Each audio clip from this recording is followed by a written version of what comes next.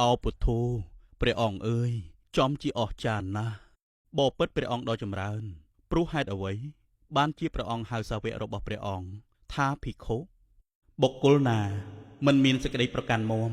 ក្នុងនាមនឹងរូបថាជារបស់អញដោយប្រការទាំងពួងមួយទៀតបុគ្គលណាមិនសោកស្ដាយព្រះនាមនឹងរូបបុគ្គលនោះឯងតថាគតហៅថាភិក្ខុកាលព្រះពុទ្ធអង្គទ្រង់ត្រាស់បញ្ចប់ព្រះគាថាព្រាហ្មណ៍និងនាងព្រាហ្មណីក៏សម្រេចនៅអនាគមិផលព្រមគ្នាតែម្ដងទៅអាស្រ័យសេចក្តីជ្រះថ្លាពិតប្រាកដទោះជាបុគ្គលឲ្យនៅរបស់មិនប្រសើរជាសំណល់ក្តីគង់ទទួលបានផលគួរជាទីរីករាយសូមបុគ្គលគុំគប្បីមើលងាយផលបុណ្យដែលខ្លួនបានធ្វើឲ្យថាតិចតួចនឹងរបស់អន់ឡើយព្រោះថាបុណ្យតែងនាំមកនៅសេចក្តីសុខគ្រប់កាលទាំងពួងសូមចុចលើប៊ូតុង Subscribe រួចចុចរូបកណ្ដឹងដើម្បីទទួលបានវីដេអូជាទីជ្រះថ្លាជាច្រើនទៀតពីមេគាព្រះធម៌នាំមកជូនដោយ Medphone